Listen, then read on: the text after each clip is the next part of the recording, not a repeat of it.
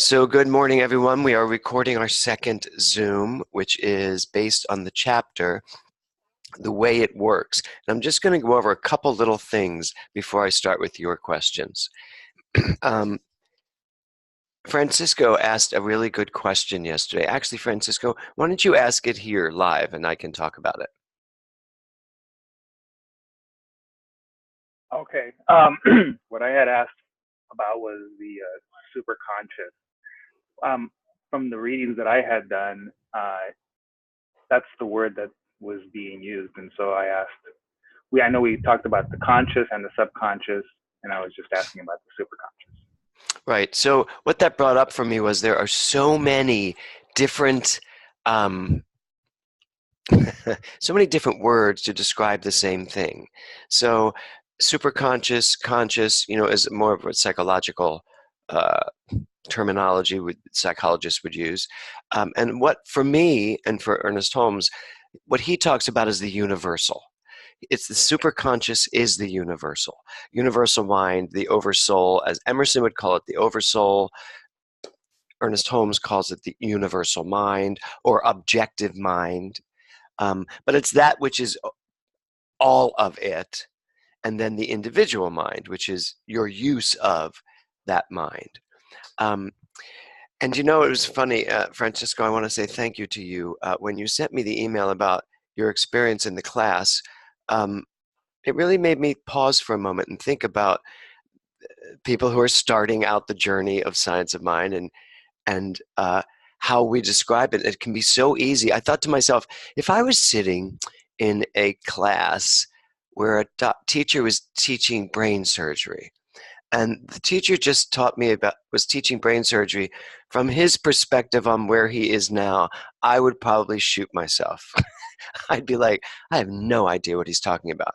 Throwing around all these, I have no idea what vessels connect the brain to the whatever the brain's connected to.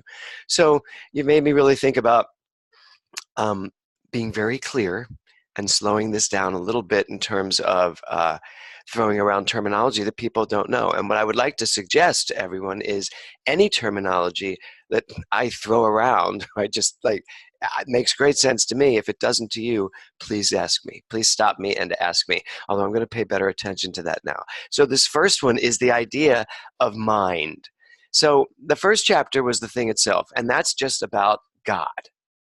The whole first chapter is about God, explaining in Ernest Holmes' best 1927 way what God was, which he then called it. So the thing itself, it. So that's God. God is this all knowing, all loving presence. It is the energy of everything. It's who I am, it's what I am, it's who each one of us is. It's what makes everything move, it's the animation of the universe, it's this living, breathing, infinite power in and of everything. So that's where we start with the thing itself.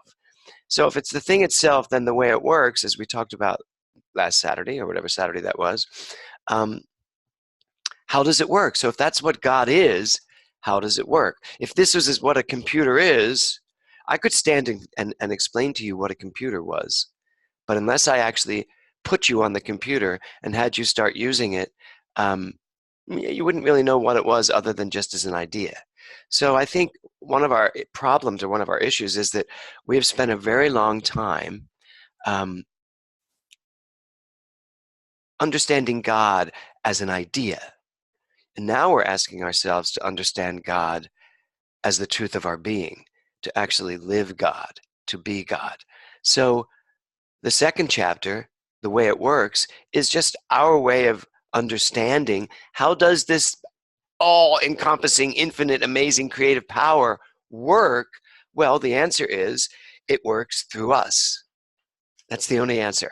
It works through you. It works through me. It also works through the trees. It works through the ocean. It works through the sky.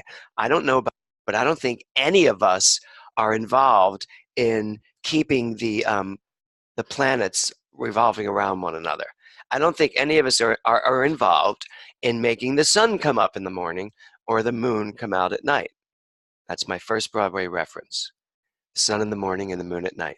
So none of us are involved in that stuff, but it still happens perfectly, brilliantly, and in a unified manner, because that's what God is. So as that's happening, so is Francesco, who's on my screen. Francesco is working perfectly, every aspect of his body. Anything that may be out of sync is out of sync because there's something going on in the mind. Because as Corinne found out last night, the mind controls the body. Right, Corinne? So the mind controls the body. That's good news for all of us. So you have a problem, go to your mind. You'll deal with your body, but the mind controls the body. So the way it works, we talked about universal mind, which is also superconscious, superconsciousness, same exact thing. Objective mind, the oversoul. These are all just synonyms for the exact same thing, which is really God, the allness of the universe. And then one of the chapters, one of the sub-chapters here is Spirit works for us by working through us. So the way it works is by working through each one of us. And by the way, it happens automatically. You don't have to do anything. You don't create anything. You don't do anything to have this brilliant computer that you are work automatically. That said, if you wanted to work for you, if you wanted to work specifically the way you want it to, now you have to work it. You have to be willing to work this conscious mind that you have. We also talked about in this chapter, good only. Good only, no evil. And I know you all have your own questions, but let me just reiterate, because this is sometimes a hard thing for people to get. When we say good only, we are not talking about the experiential. We're not talking about your experiences in your life, because I can tell you there are things that are not good, that don't feel good, and that I don't experience in a good way. And I know you have the same exact thing. So when we say good only, and that's what so many people have a problem with, because they hear good only and they're like, really? What about Hitler? Because, of course, he's the go-to guy when it's about, no, there is evil in the world. Although I think we've had a few that can parallel him as we move along past his time. So good only means that this thing itself is only, and I don't want to use the word good, constructive, is always moving forward in the highest and the best way. That's what it's doing. Now you get to take it and use it any way you want, and therefore create experiences that suddenly don't feel so good. And what we do is we turn around and we blame it on God. We blame it on something outside of ourselves. We blame it on situations, people. We blame it on each other. And really, all it is at the end of the day is this amazing energy for good only that Ernest Holmes talks about being used in a way that it creates experiences that are not good. Is that clear? Does everybody get that concept, so that we don't think good only means that everything in our world is good? Because it drives me crazy when new thought people say, no, it's all good, and you're staring, looking at something horrific, but it's like, it's all good, it's all good. No, it's not all good. This is not good. And the use of your individual mind is what's going to change your experience of it. So just doing a spiritual bypass, which is what we call it, where we ignore all the bad and just expect good, it's only good, it's all good, doesn't really deal with the issue, because each one of us has the capacity to change our minds, to change our beliefs, to change, therefore, our experience of life. So that's my spiel on the way it works thus far this morning. So I'm going to go to Corinne first, because she was the first one online. So Corinne, what's your salient point for us all today? Page 38, really kind of paragraphs 3 and 4, pieces of them. Okay. We are thinking, willing, knowing, conscious centers of life. We are surrounded by, immersed in, and there is flowing through us a creative something.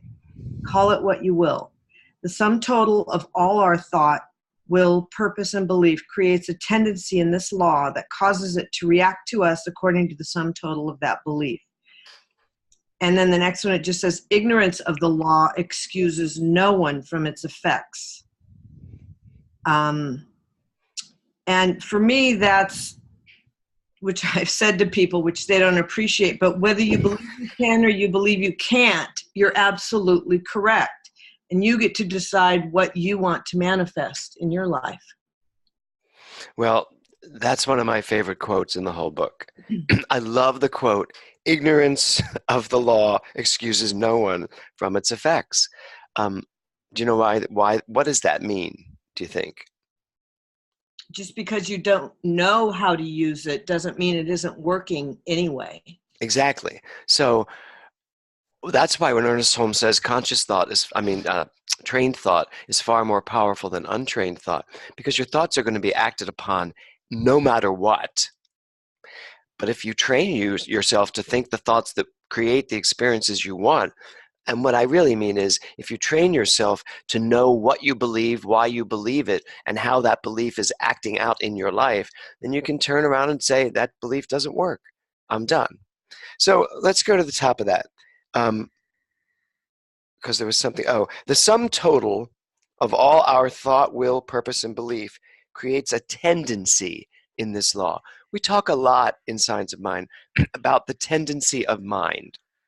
So, and this is why some people say, I don't get it. I've been in this science for like a whole month, and I keep trying to create my experience, and it's just not doing it. I've been sitting in this church for 4 weeks in a row, and I'm just not creating what I want in my life. Well, the reason is because there is a tendency. There is we use the already established premise.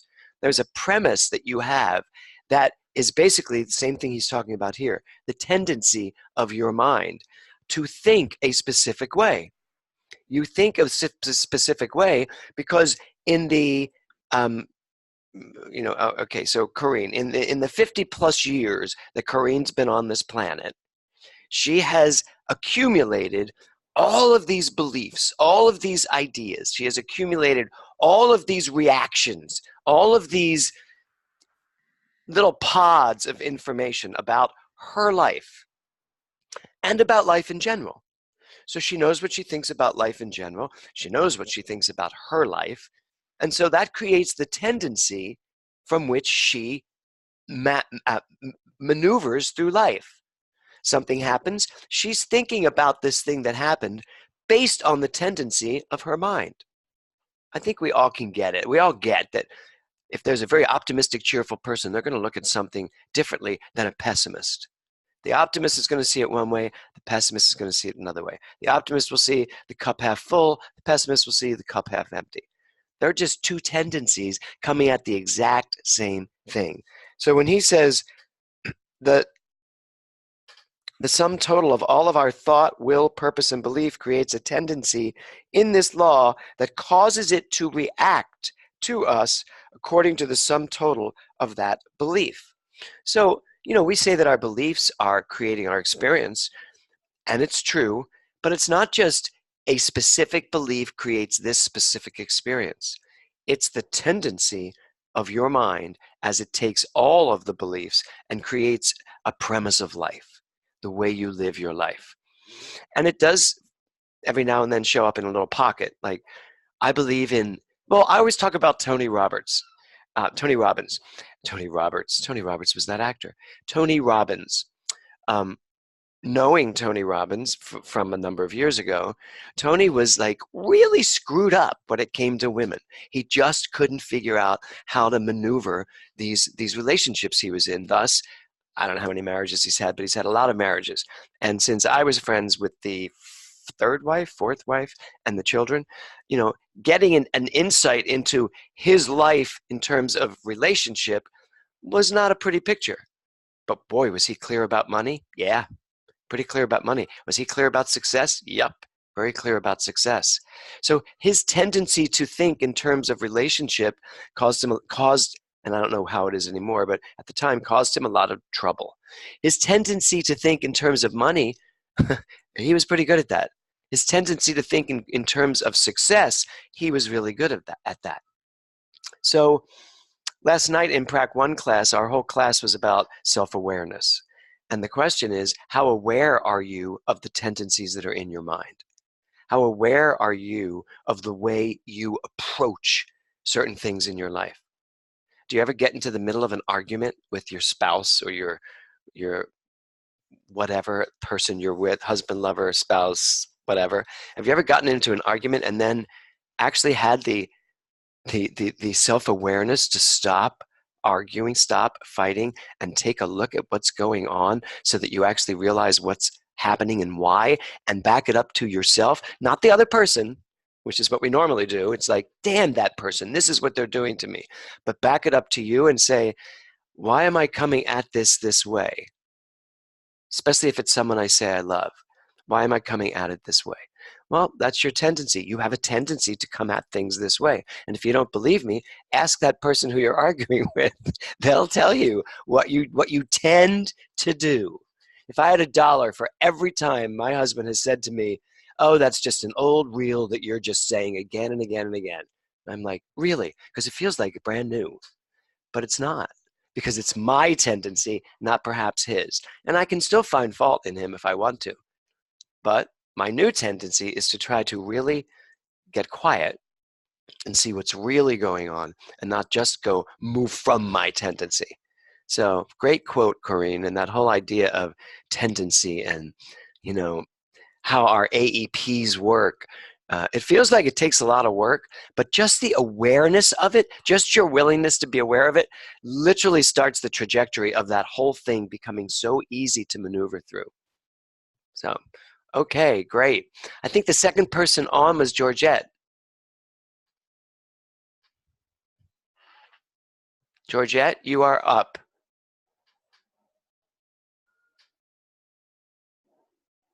I don't see her. I know she's up there. Let me find her.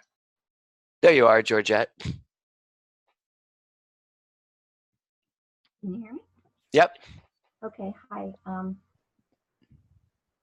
This chapter was amazing, and you say oftentimes, all the time, you manifest or demonstrate that which you are equal to.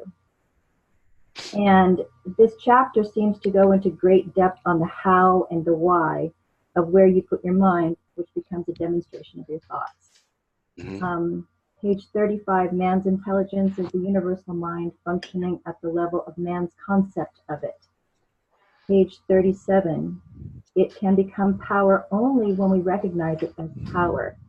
We can not recognize that it is when we are believing it is not. Belief sets the limit to the demonstration of the principle. Therefore, the question is entirely of our receptivity to it, which is key for me right now. And then page 38, which you've already touched on, ignorance of the law excuses no one from its effects. And page 39 is really where I want to focus. We do not will things to be done. They are brought into being not by will, but the power of self-asserted truth. And self-asserted truth is really what you talk about all the time of knowing who we are. It's, to me, the first part of the treatment, recognition that God is. And it's also the third part, love only, remember who you are. If you really, really, really understand that, and not even understand, because that's when we were going back to the class where you don't know what it's like to have a baby until you have a baby. You don't know until you have really embodied that you really get what God is and that you are God.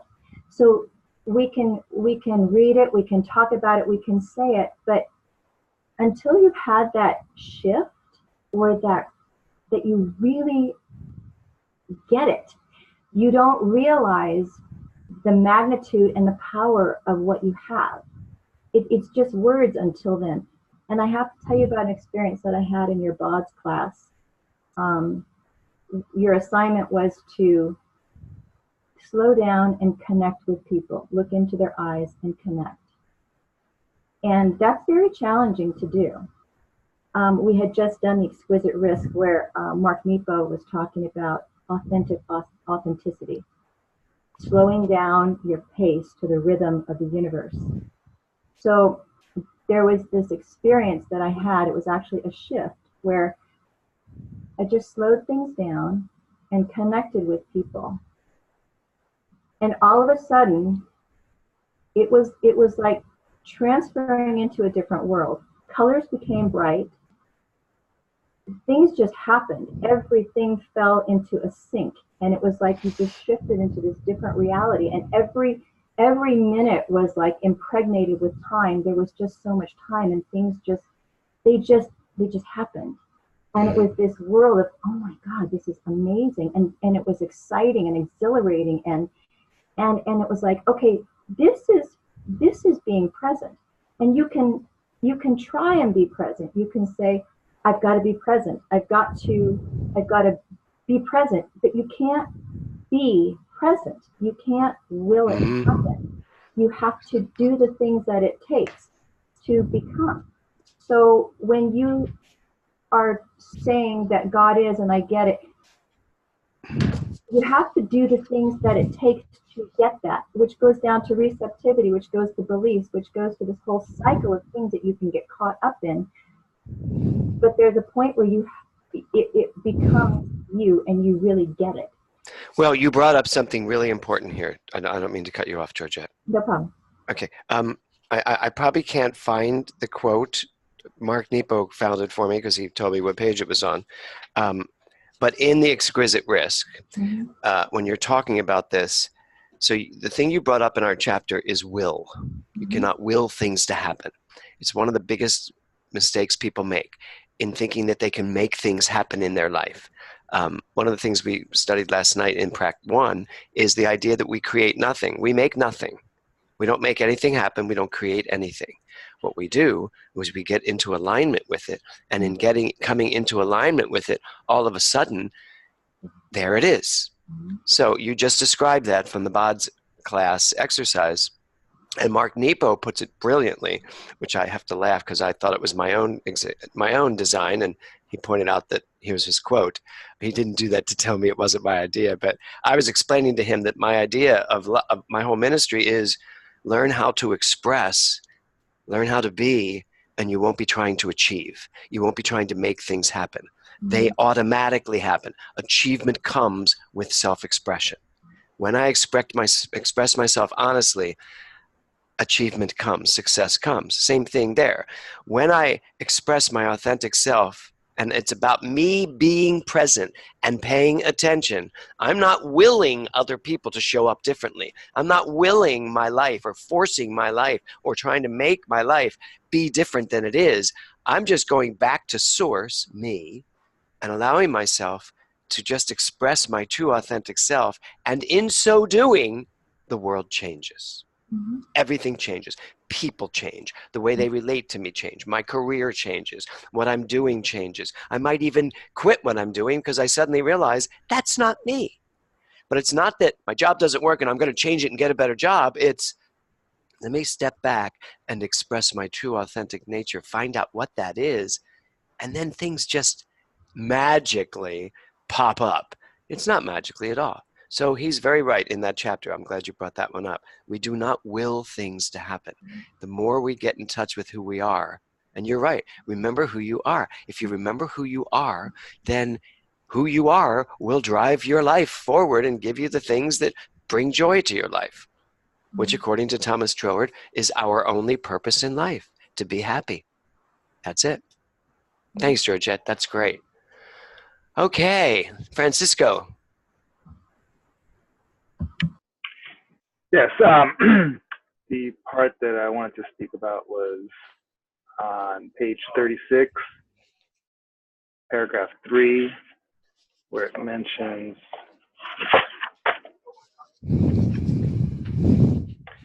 that we will have a better concept of God when we have a better standard for man. We shall find a better concept when we shall have arrived at a higher standard for man. And so what that makes me think about is that we recognize the divinity in man? Is that what it's trying to tell us, or he's trying to tell us? Is that if we can recognize that that's God in manifestation, that man is God in manifestation, then we will have a better God that way. We will experience God differently or better. That's What do you think?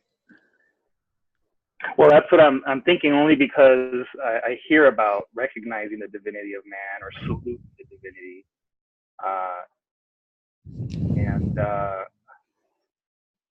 So yeah, that's Right. what So I think.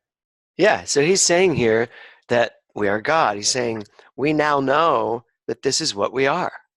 This is who we are, because we could not be anything else. If there's nothing else but that in the universe, we can't be anything but this, right? Right. But we don't know how much of this we are. So he's actually totally proving this whole point about I am God, but how much of God am I willing to live? Because most of us are not living at the full potential of what we can be. Even when they talk about our brain capacity, that we're hardly using 10% of our brain. So we now know that this is what we are because we could not be anything else, but we do not know how much of this we are. When we see it as it is, when we see God as God is, then we shall see ourselves as we are, because we spend so much time defining, pointing to, being in relationship with this thing called God. I did certainly my whole childhood. I think of myself walking to 7 a.m. mass every day in grade school with my little missal, making sure all the neighbors saw me as I was walking so they knew what a pious little boy I was. And then, and thinking that's my relationship to God. And what he's saying here is, no, when we see it as it is, we shall see ourselves as we are. Not from the outside in, but from the inside out. He says we can only see it by looking at it through our own eyes. Hence, we shall find a better God when we shall have arrived at a higher standard for men. So, Francesco, everybody, I bet you know when you're living at a high level of truth, right? Yes. Can't you sense when you're living in the consciousness of, in the flow of love and in the flow of success, and right? We all know. You know what? We can kid ourselves and go, I can't believe I acted like that. Well, yeah, you can, because you just did, and you chose to in some level. So, but we know when we're in the flow, when it's going well, and we know when we're not. So what he's saying is, you'll come to a better understanding of God as soon as you come to a better understanding of yourself, and as soon as you come to a better understanding of yourself as God, you're going to have a higher standard of God to point to. Because as of right now, all we can point to, no disrespect to any Republicans that may be on this call or listen to it, but I'm not a fan of Donald Trump, and therefore when I point to Donald Trump, I see an expression of God that's maybe a little bit less than I would wish for my president. Is that judgment or is that opinion? I would like to think it's opinion, because I also know that my love needs to go in that direction towards that man who also is my president right now. I don't play that game of, he's not my president. Well, yeah, he is. Do you live here? He's your president. So then I have to pour my love on that at the same time as make my opinions known. But that's an expression.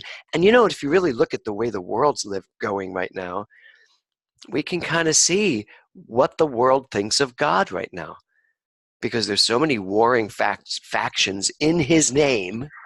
And I use his there because that's how they look at it. So there's just so much going on in the name of God, and God sitting out. If God were separate, or let's just say God is all of us, but there is some version of, let's say Jesus was living today. I think Jesus would literally be looking at the world and using his own name in vain. I think Jesus would be looking at the world and going, Jesus. Really, I do. Because he would look around and go, what did they think I was saying? I was saying love one another. I wasn't saying kill each other for your religions. And unfortunately, that's the level of God.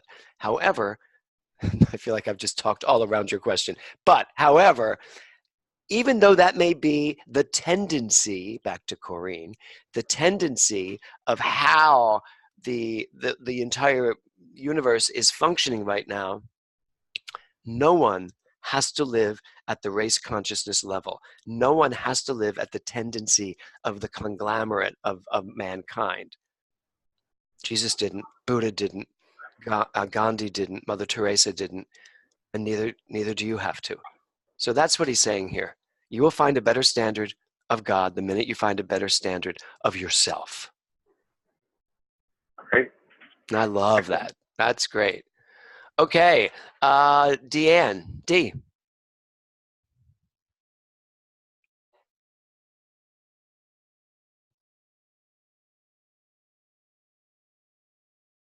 Oh, D, you have to unmute yourself or we can't hear you.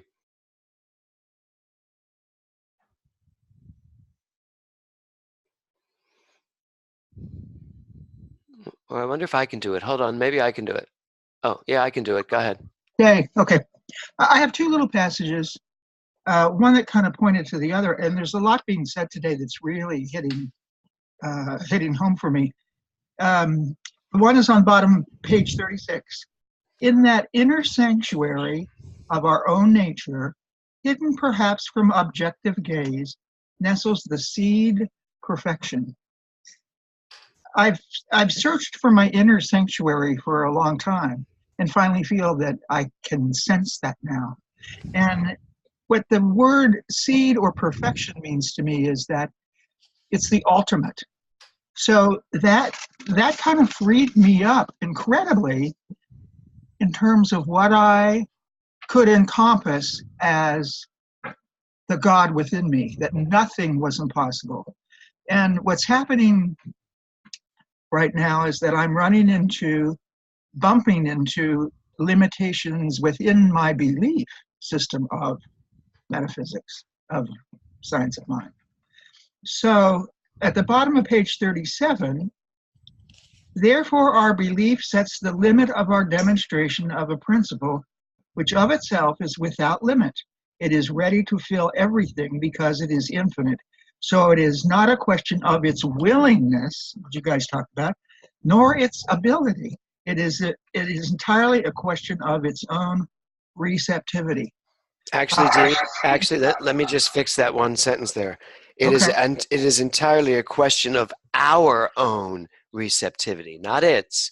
Oh, okay. It's entirely a question of how much are you willing to receive. Yes. And one of the things that popped up was, well, you know, if you work hard on your life, you will earn a certain amount. So the good, if there's all good, am I worthy of that much good, of that much? Well, if there is the seed of perfection that is in me, all good more than I could even imagine is in me. And the idea of inner sanctuary went to this feeling of including the entire universe as opposed to one little area in my body. For a long time, I thought it was right behind my heart. But it's now this expansive feeling. Mm-hmm. And so what I ended up thinking was, you know, one of the things I'm not doing is trusting law. I'm thinking that I have to be willing and I have to be receptive and I. And that's true to define what I feel, what I want, what I encompass, what I embody. That's fine. But the bottom line is that I must trust that law is part of the process, and that is built in me. It's not something I have to buy or I have to attract or I have to. Anyhow, that's kind of where.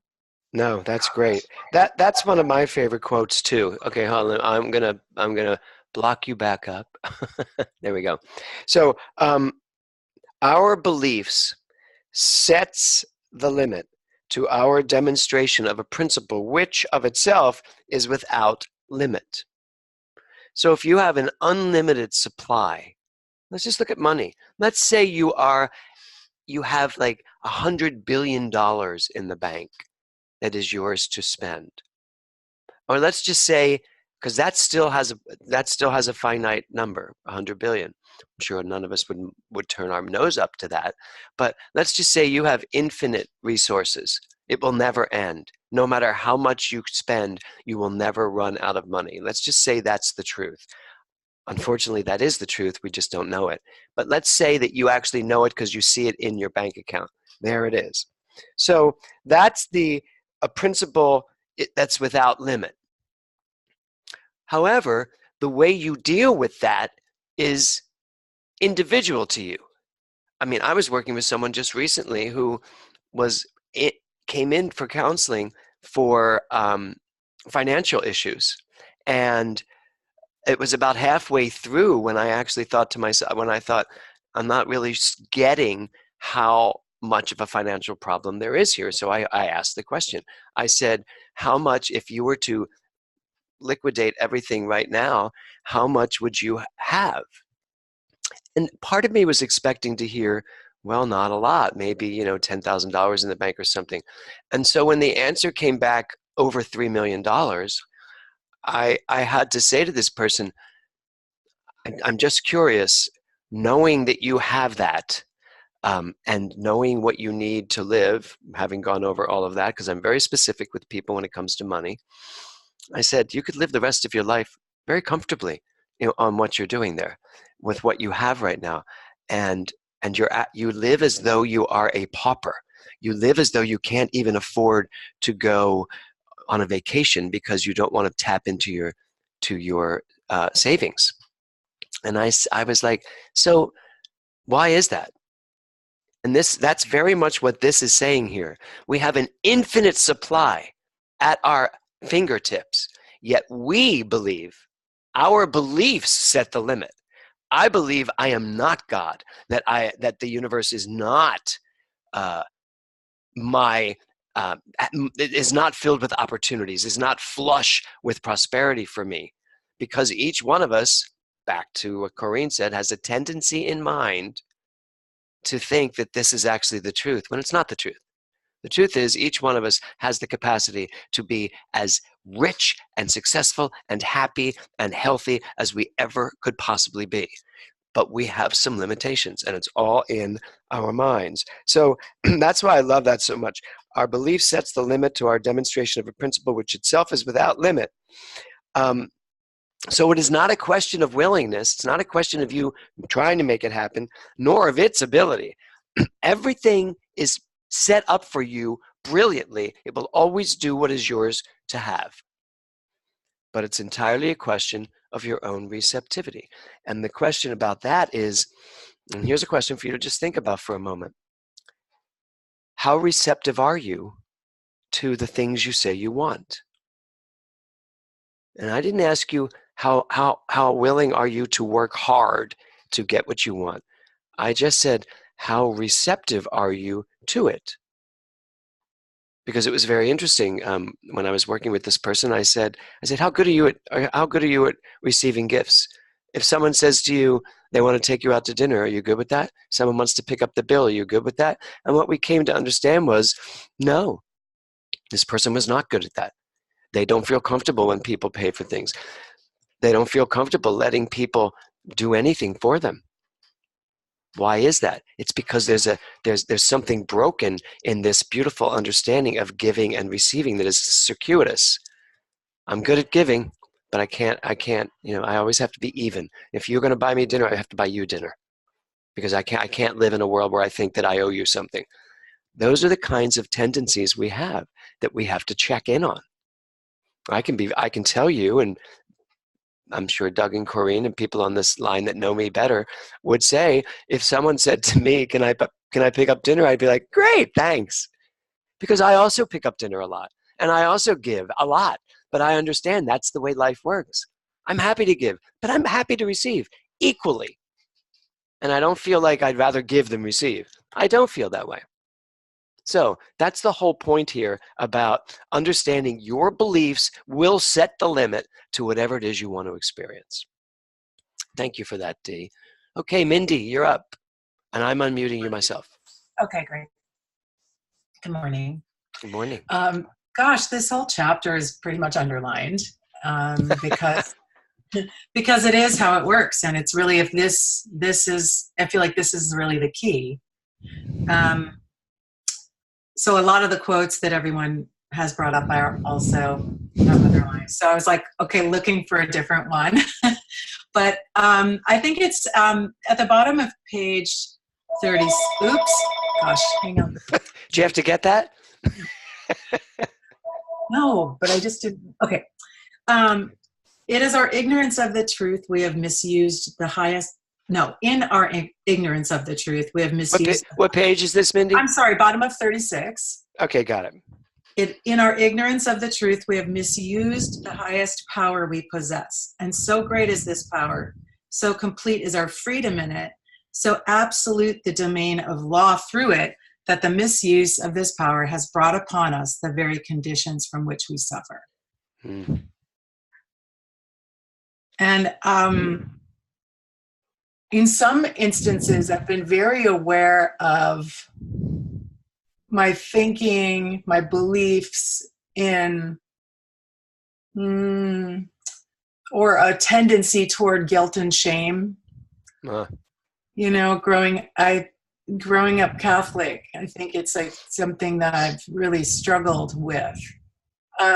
And let go of, but then it's that part that isn't let go. That's the part somehow in ourselves that we default back to a method of thinking. And I've struggled in times of really kind of going, wow, I'm really feeling depressed. Why am I depressed? I don't believe, like, what's going on? Like, I don't have anything to be depressed about.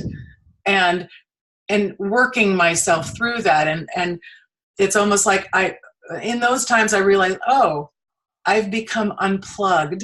Like I've taken the plug out of the wall to my connection with spirit, to my really, like, my commitment to spiritual practice. And I know that when I'm in that zone, everything is flowing so much more easily. Well, most things are. Children are a different issue.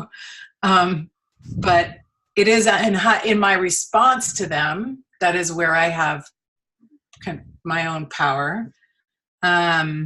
So I realized how much self-imposed suffering I have created. And we all create. So this just like was right in my face. And then I was thinking also about how in this past, I would say, year and a half, or if I maybe even started 2 years ago, there have been a lot of things that have seemed to be happening to me, to us, to our family, to my husband, or whatever. And I've had I've had a challenge, and I recognize, okay, this is where my challenge is, but this is where my growth opportunity is. Mm-hmm. In not, in recognizing this power is so great, this is where my freedom will come from. In not believing in the outer condition that really is not good. And not giving that outer experience or condition or, wow, really my brakes just went out on the freeway. Really. Yep. Really, my husband just had cancer on his shoulder. Really, $5,000 here, $4,000 there. It felt like a vacuum was sucking it out of us. Mm-hmm. And so it wasn't like I had to pay attention to the things to take care of them. But I really started to feel like, whoa, I'm believing in that vacuum and not in the infinite source that I know is there. I was having this like duality going on, and I'm still coming out of that duality. So it really was helpful. There was another sentence, in how to work with mind. I'm sorry. It's at the bottom of 38. Where it says, suppose one is laboring under the idea of limitation. So I believe in an abundant, prosperous universe. That is my core belief, but there must be, because these other things are coming in. I mean, it's a difficult thing. Like I said to Dean, we don't have lack consciousness, do we? Like I have prosperity consciousness. Why is all this stuff happening to me? Well, here's a question. Did you have the money? Did you have the money to pay what you needed to pay? Not completely. But you paid it. Yes, and I'm still working on that. Yeah. Okay. But in that working on that, you have the wherewithal to work on that to pay what you need to pay. Yeah, both of our incomes really had a nosedive this last year. We both work for ourselves, and so in all of this thing happening and that. Mm-hmm. And the income lowering, it became a more scary place to me. It's been more, and so that's what I've been working through. So, but I was saying at the bottom of 38, where yep, I see it. I perceive that because I am what I am, because of this infinite thing that overshadows eternity and finds its aiding place in me, I know that good is now mine, all good. Right. Well, the important part that you skipped, which I'm going to read. Suppose one is laboring under the idea of limitation. Yes. Mm-hmm. His whole thought is a picture of limitation. And here's this is the biggest point. Where is he placing himself in mind? Well, it's very easy to place ourselves in mind right alongside the condition. Yeah. Especially when they're overwhelming. I mean, I've had obviously an overwhelming condition this year that there's no fixing, there's no changing, there's no turning back on. And to the degree that I put my mind there as this thing that I can never fix and will always be haunting me the rest of my life and blah, blah, blah, blah, blah. If I go there, as many people go there, going through what I'm going through, my life is ruined. My life is over. And my life is not what I said it was. And yet I'm proving the principle, aren't I? If I can put my mind there, that's what's going to take place. Yeah. Same thing happens with finances. And I had to laugh, and Corrine knows this. I had to laugh when you just said that about, we got hit with something, we had to pay for it. We had a flood in our house, was it a year ago maybe? Not even a year ago. And the entire house, after a full remodel, had to be completely emptied out. We had to move out for like a month while they redid the floors, tore things up, all brand new floors, all redone again. Well, as of right this second, our house still has all these airport hangar fans in it because Kevin overflowed the kitchen sink, and the same thing happened in the kitchen. And now we're waiting to see if all this is working out. And it's thousands and thousands of dollars. And it's not like I don't have it to go pay with, but it's not what I was planning on using that money for. And, but I also understand that I can get caught up in why me? Why did that happen? Because I married Kevin and he decided to wash a costume in a sink and it overflowed the sink. I could blame him, which apparently I just did, but I could blame so many different things. But at the end of the day, we're getting a new garbage disposal, which clearly we needed. At the end of the day, my mind has to stay focused on, I've just paid a contractor to stay in the game as a contractor. And I really look at things that way. I just paid for this person to do what they do, what they love to do. And I love this guy. He's great. So it just depends on where you're going to put your mind. And here's the thing, and this, I can tell, because the frustration is, oh my God, I know this is how I'm supposed to think. 100% is the frustration of, okay, wait a minute. And I go to meditation and I go to affirmation and I go to truth. And I'm like, really? And another thing, So then I'm like, what I'm really interested in is the power of the truth here. It's like, yes, I've had this book for many, many, many years, and I just bought a new version. So I'm,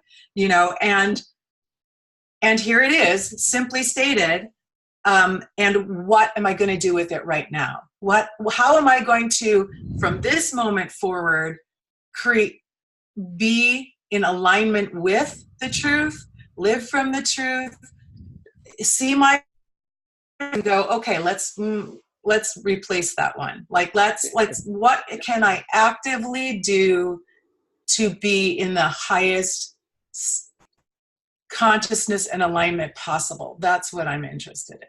And the answer is remember who you are. Because if you had any question, any doubt whatsoever that you are God, that you are the power, that you are in that place of being able to operate from and as that power, everything else goes away. You just handle this, you move on. And that prosperity, your finances change, everything changes when you remember who you are. But most often we remember who we are in this circumstance, and we start remembering ourselves as something less than who we are. Like he says in the earlier one, your beliefs set the limit to how far you can go.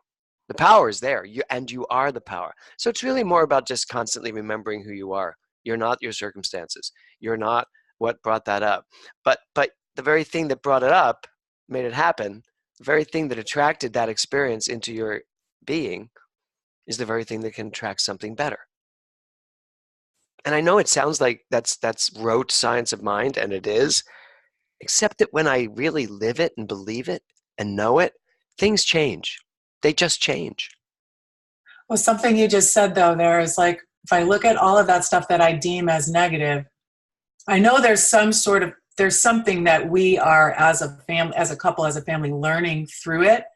But what you just said about, like, did I personally create all that to happen? Like subconsciously? Is that what you just said? Like somehow you attracted that to... No, go back to, I feel like Corrine's like the center of today's talk. Go back to Corrine's question, pointing out the tendency. There's a tendency. It's just a tendency. We don't consciously create the crap. I should write a book called Consciously Creating the Crap. We don't consciously create the crap, but the tendency in our consciousness brings forward things that we're not happy with because of the tendency, because of all of them put together. So it's a matter of keeping our mind clean and clear as possible. All right. Thank you. That's great. That's great, Mindy. Thank you. I'm feeling better about my own flood now in the kitchen. Okay, Doug. I've got you, Doug. I've unmuted you. Okay. Good morning. Good morning. The passages that inspired me were beginning on the top of 38. As much as we can believe will be done unto us. Skipping to the top of 39. Things are brought into being not by will, but by the power of self-asserted truth. How much can one demonstrate just what one can believe? How much we can see, how much we can accept, how much we can find in our consciousness that is no longer repudiated by our own denials. Whatever that is, that much we can have. And the part about it not being repudiated by our own denials is very meaningful to me, because I know that I can recite an affirmation, I can say it over and over, or I can intend something, but if there's something in my mind that says, no, that's not really going to happen, it's going to get either diluted or it's just not going to happen. So for me, the takeaway on this is that the scope of my ability to act as who I am is defined by my recognition of the truth of who I am and by my receptivity to and acceptance of that which I seek to demonstrate. Mm-hmm. And just so you know, when you were reading it, I don't ever yellow out in my leather-bound Science of Mind book, but I just yellowed before you even brought it up, the idea that is no longer repudiated by our own denials. You're absolutely right. To me, and that brings up what Mindy was just talking about too, that really is kind of the key to what's going on in our world of creation, in our world of experiences. And you said it perfectly. I can be in the middle of knowing this is what I want, and at the same time being saying that's not going to happen. And that's the part of our mind that we have to get, control over, of my own mind, not control of the law or anything, but of my mind.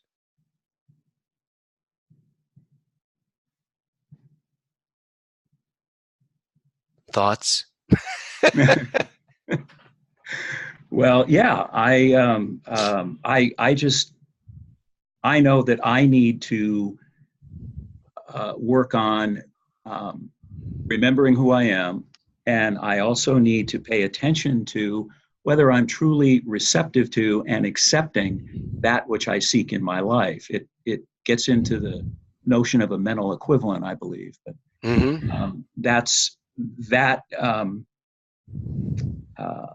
those concepts, it can be expansive and generate that which I seek to demonstrate, or they can close in and limit what I can express. No, absolutely. And it's all about, are you willing to listen to what your mind is telling you? Are you willing to listen to your beliefs talk to you? Because every time you hear something that says, that's not going to happen, oh my God, I'm afraid that I don't have what it takes to make that happen. You know, whatever the question may be, you got to listen to what you're hearing yourself say, because all you're doing is talking from a belief that needs some attention. Right. And, you know, with spiritual mind treatment, the argumentative step of being argumentative in spiritual mind treatment isn't necessarily bringing in the negative condition into our prayer work. But if you hear, let's just say you're like, I'm going to retire. And when I retire, my finances are not only going to get better, they're going to expand. And I'm going to find a use of myself that is bigger and bolder and more passionate than anything I've ever done before. And then you hear this little voice over there saying, no, you're going to retire and it's kind of going to all end. You better make sure you have enough money to retire. So you've got these two, I just thought I'd bring that up for you. Yeah, you've got these two things going on, right? Well, they're just beliefs. This, on this side about, I'm going to have the most amazing retirement that's going to, my prosperity is going to just increase. This is truth. This is absolute truth, because it's coming from that in you that knows how to create. It's coming from the divine desire in you to be the more that you already are. This over here is the tendency your mind may have based on everything you've learned in the relative world up to this point and all the things you've been told, right? So argumentative treatment is taking this and arguing this against it. Taking that which does not serve you and arguing against it from a spiritual place, from a knowing place. And as you just said, remember who I am. From the position that I am God, I can argue anything down. So that's perfect. Thank you. I appreciate that. Thank you. For myself.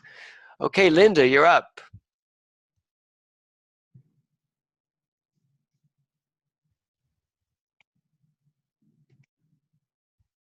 Linda, are you there? Oh wait, I did unmute you, but then I think you muted yourself. Linda, you're unmuted. You can talk. Oh, you are talking, but your headphones aren't working. Somehow, maybe you have it muted. Is that better? Yes, you muted it. There, go ahead. Well, I've been on and off the phone with Jeanette trying to help her get on. So I didn't get everything. I know, and I went to her house and I got her on, but then she still struggled. So my point already was discussed. Okay, good. Nice to see you. Georgette discussed it, and then I just been on and on, kind of half here. Trying to help. Well, tell Danette that it'll be recorded and uploaded, and she can just write to the website and click on it. Right, and I showed her how to do that too. So. Okay, good. And you know, tell Danette as well, if she wants to email me her salient point, I'd be happy to do that with her. Okay. All right, thanks, sweetie. Okay, Monica.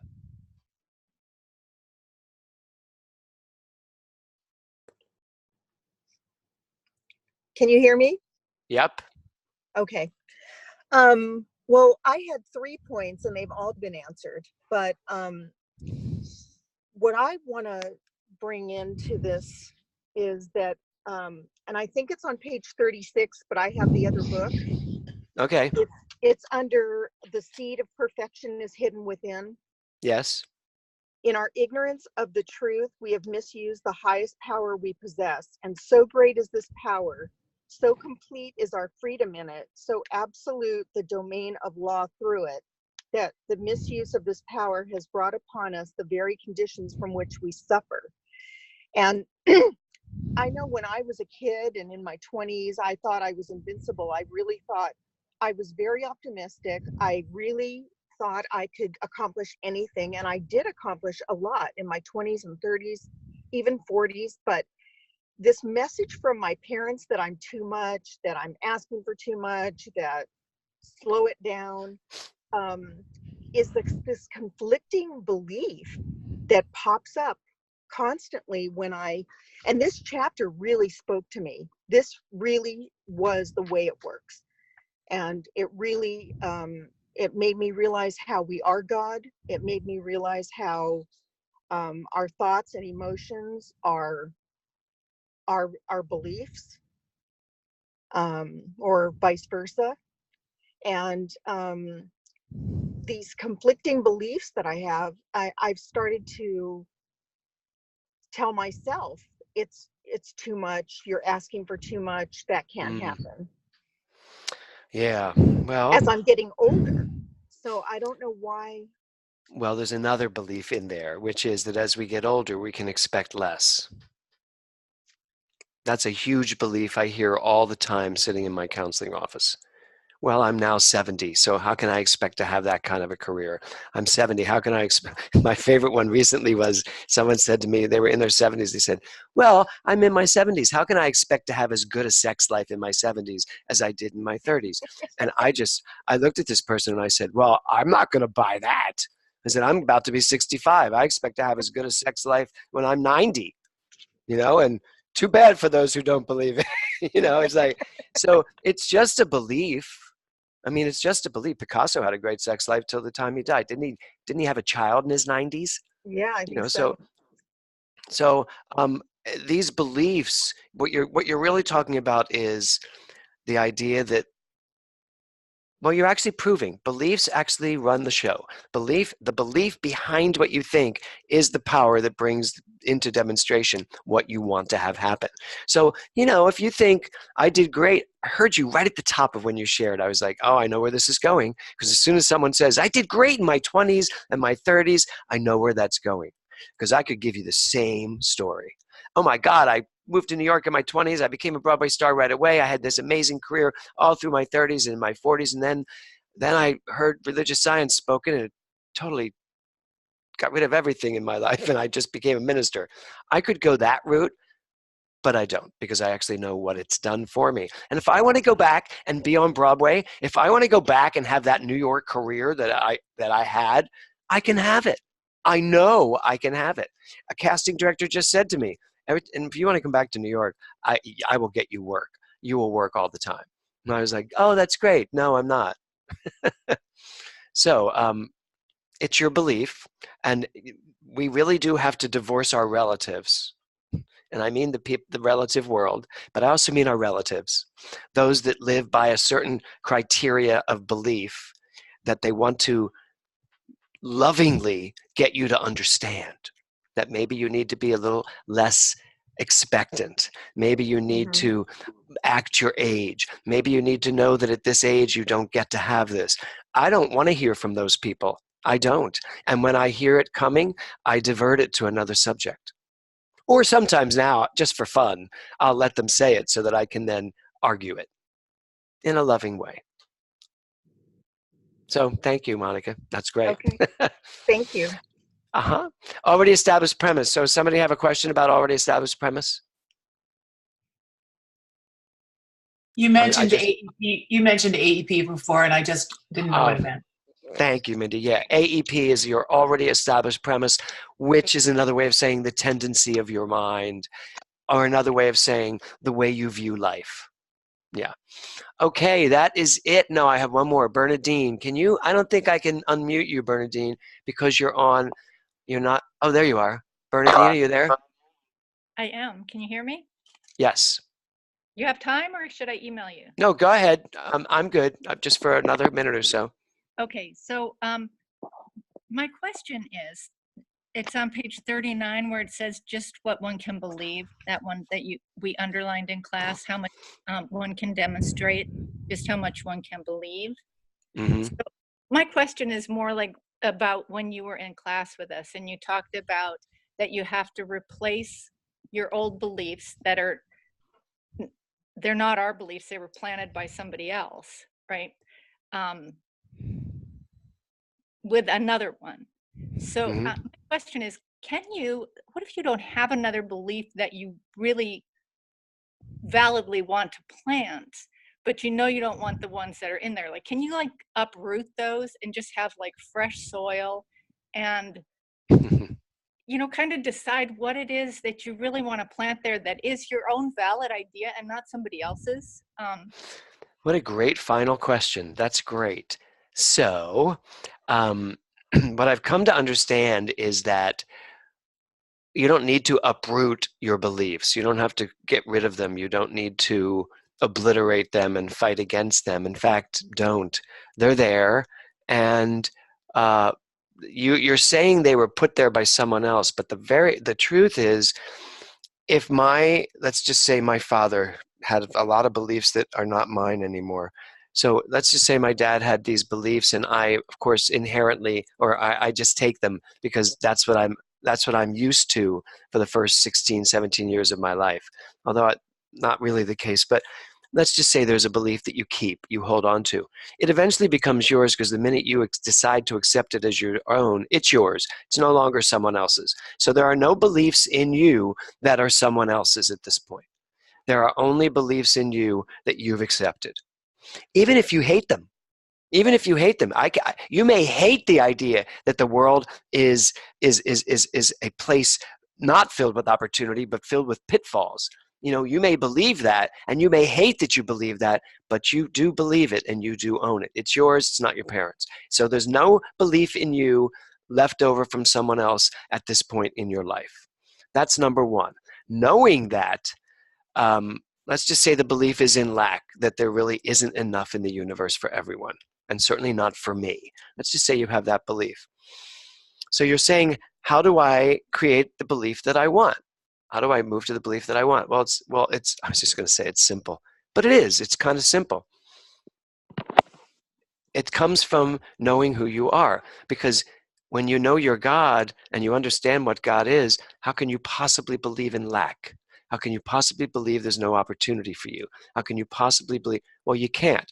So it's about focusing your mind on what you want to believe. It says it, I believe it's right where you said, how much can one demonstrate? Just what one can believe. Mindy brought up the quote that said, where are you placing your mind? So you may have that belief in there and it's part of your overall tendency, but it needs to get less and less and less and less power to the point where it really has no power. It's just a belief that you once held that no longer has any play in your life. Staying focused on the truth of who you are, of who you really are. For me, everything will back into identity. Everything backs into identity. Disease backs into knowing I'm God. Lack backs into knowing I'm God. Lack of relationships, problems in a marriage, backs into knowing that I'm God. It all backs into identity. That's really the be-all, end-all of all of your beliefs. Because as I know who I am, when I know I am God, I can't be preoccupied with all the other stuff in my life. I know the truth. It just shines the light on everything. So there's my answer to that.